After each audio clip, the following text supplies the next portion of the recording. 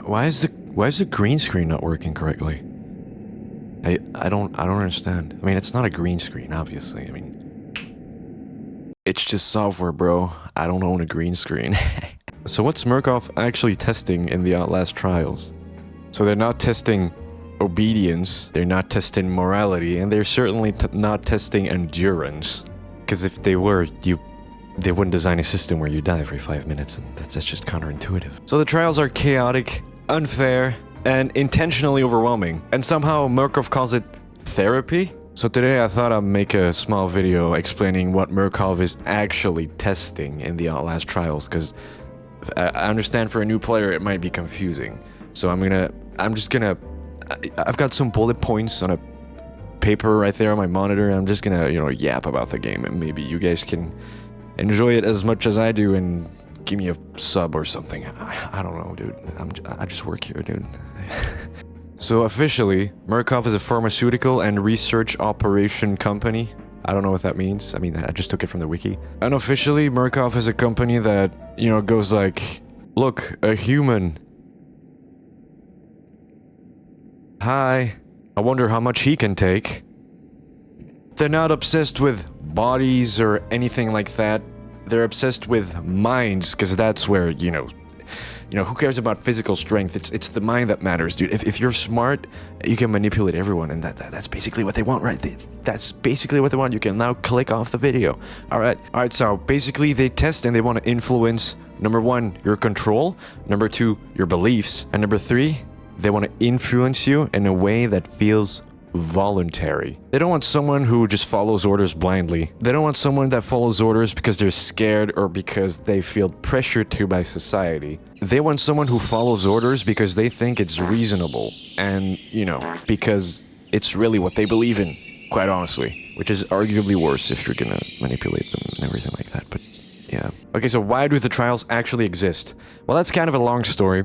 I'm gonna quickly explain it very fast so that you guys have a gist of it, because that's basically what this video is. It's not gonna be a long one. It's just gonna be a short one explaining, like, the little subtle things that you might not notice, and like, just a generalization of everything. But hey, shortly explained, it's basically a company.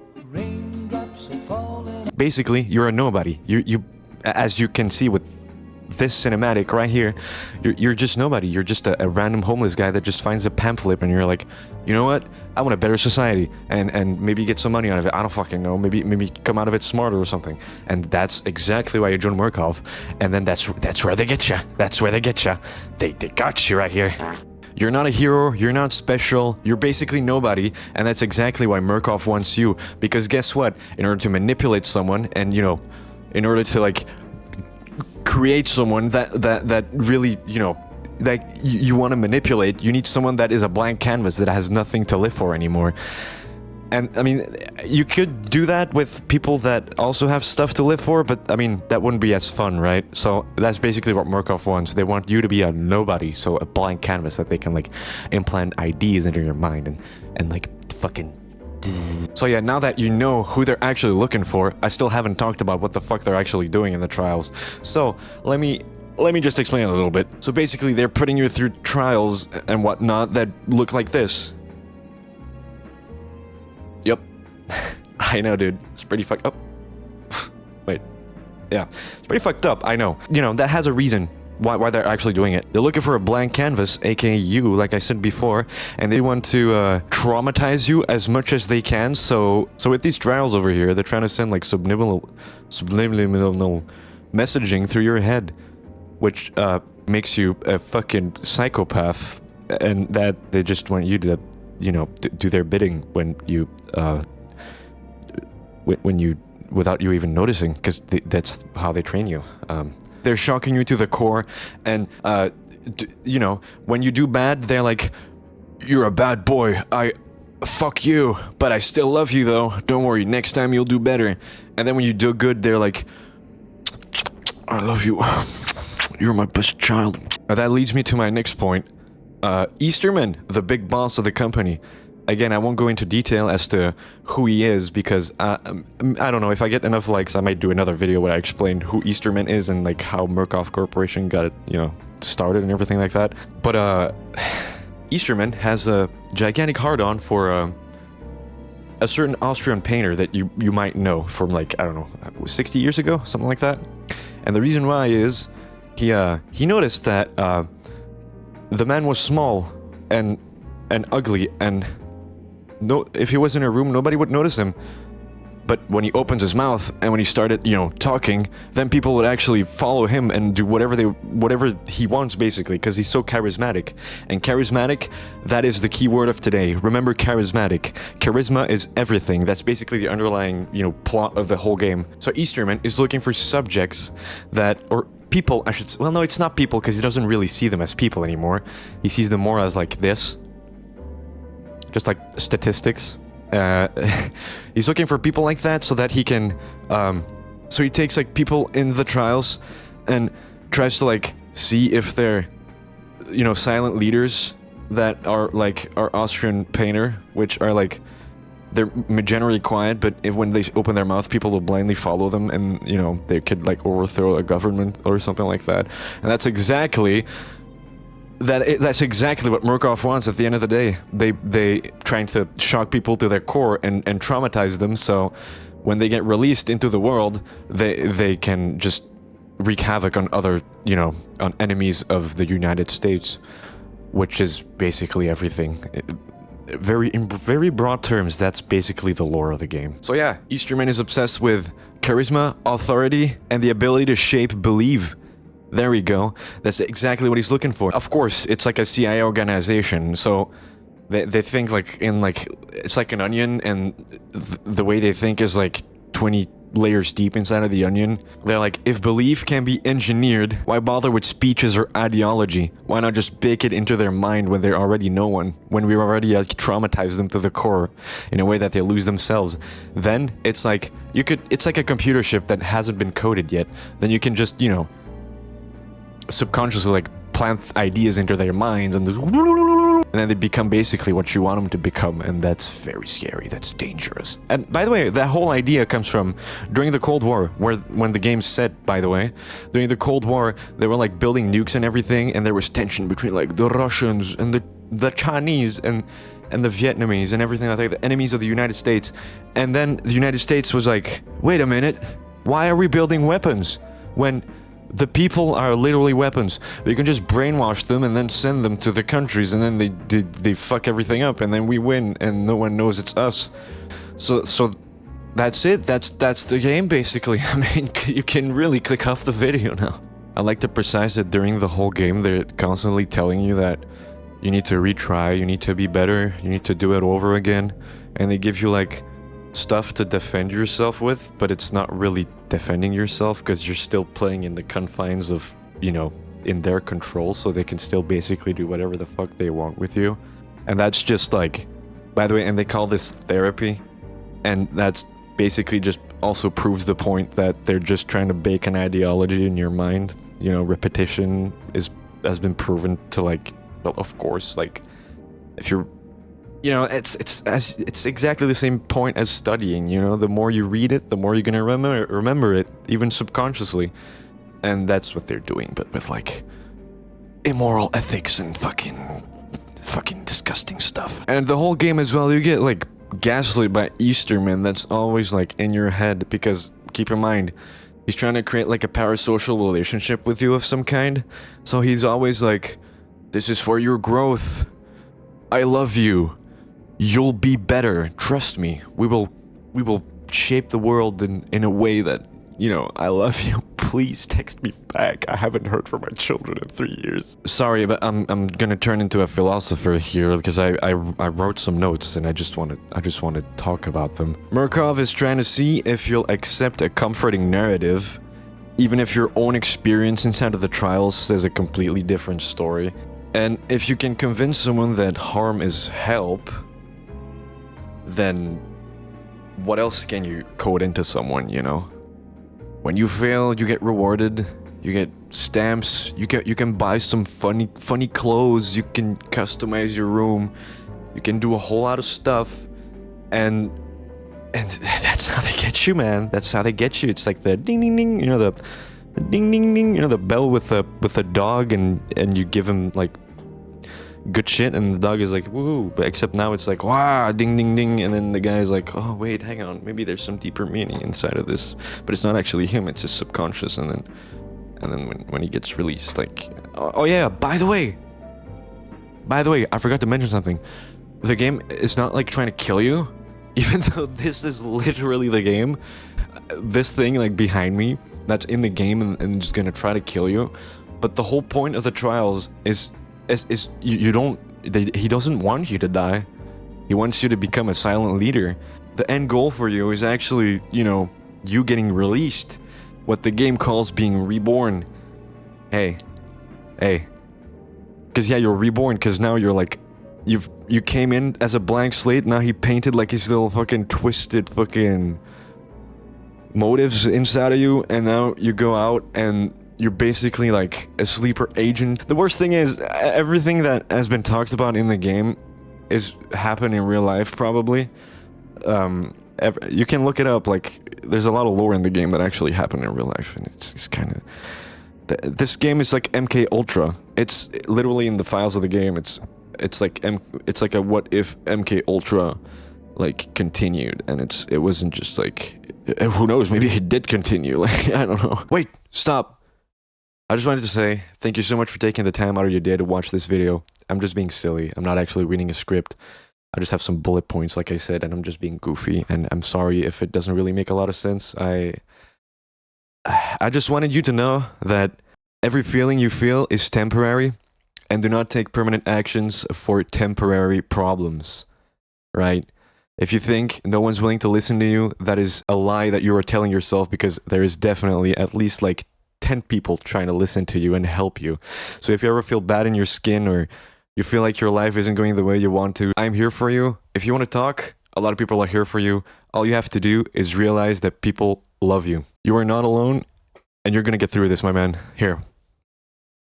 Just before I do my like ending statements, Murkoff doesn't really want soldiers. They don't want like weapons. They don't want anything. They just want assets. And what that means is basically that they just want people to be released, and then they just live their life. And then someday you just get a phone call, and it's someone saying, "Spider, eyes, lamb."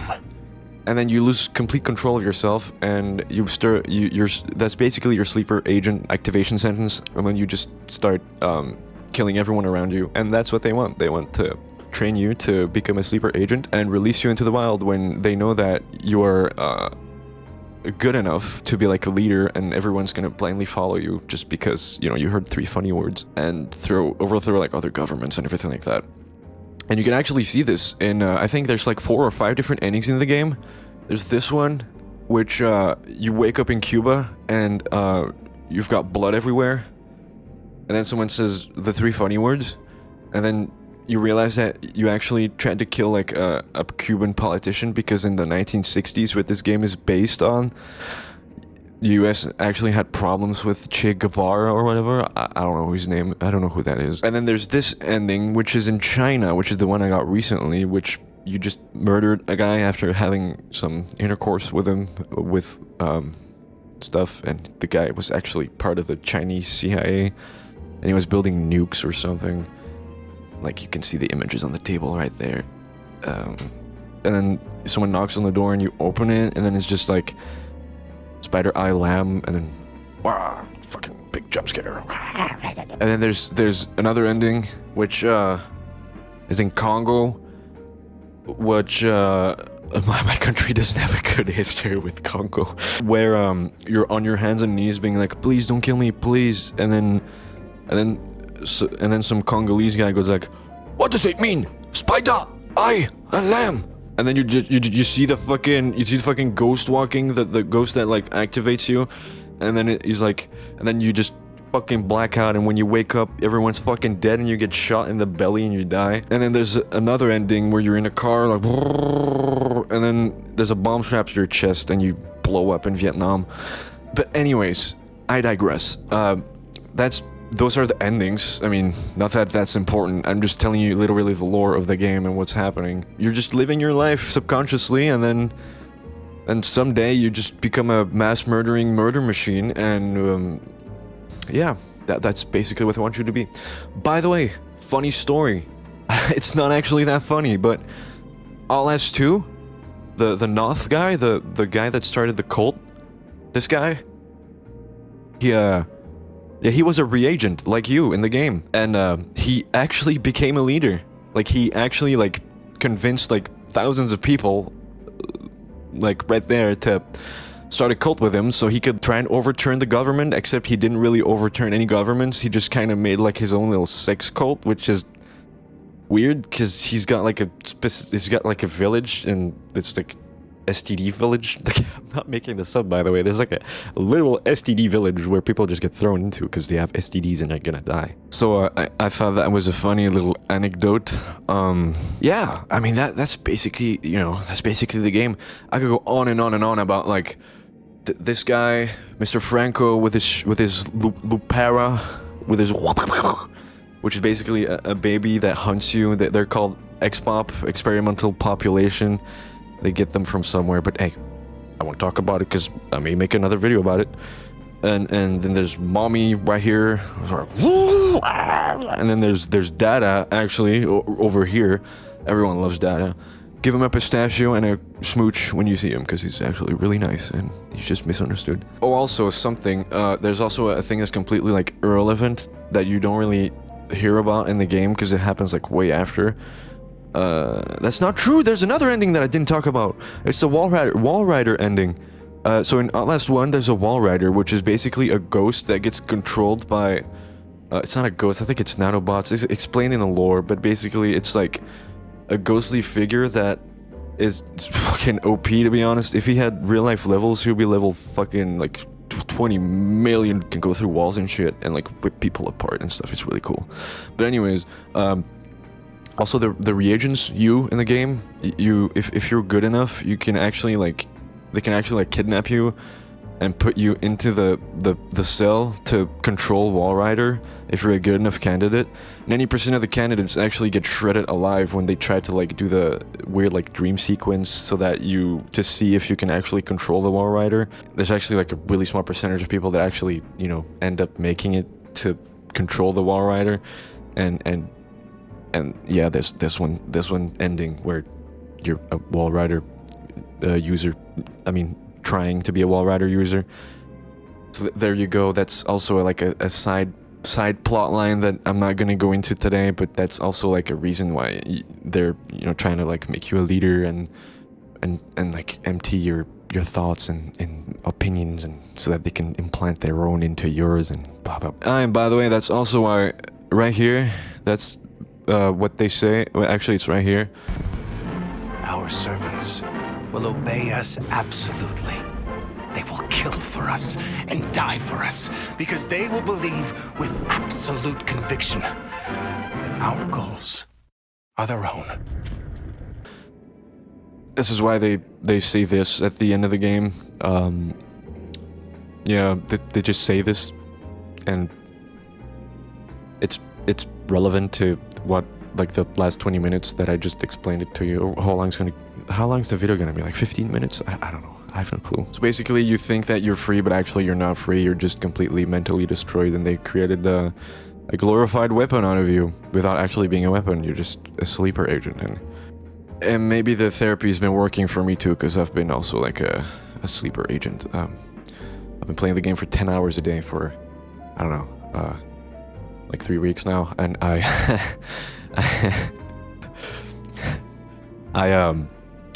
live in Belgium, right? This country here, and I've got the sleeping schedule of someone that lives in here. So yeah, I mean, that's pretty fucked, right? Yeah, this game, therapy is working in the game, and I'm all for it. Anyways, this was it. This was my video, dude. Please give me a sub and a like if you enjoyed it, and think I'm good at talking and stuff. I don't know what people say at the end of these. I mean, I stream on Twitch every single day, almost. I mean, I'm gonna get a job soon, so I might not stream every day, but like, I stream occasionally on twitch.tv, right here. No, actually right here. I stream right here. So if you're interested, just go follow this, and I got a link tree with all my socials, whatever. You guys want to, what am I saying, dude? Thank you so much for watching. I hope you are now a little bit more informed about the Outlast trials. So yeah, hey, again, if you want to see more of these videos, leave me ideas in the comments about what you would like to hear. I'm probably going to do another one with these videos with the lore of the new character, which is this character, which looks pretty cool. Anyways, by the way, can we just talk about this mic that I ripped it from my, like, microphone stand, so I just could do like a funny little skit video where I stand up, and I have no idea how to like put it back on. It doesn't matter. It doesn't matter. Anyways, I hope you have an amazing day. I'll see you in the next one. Bye bye.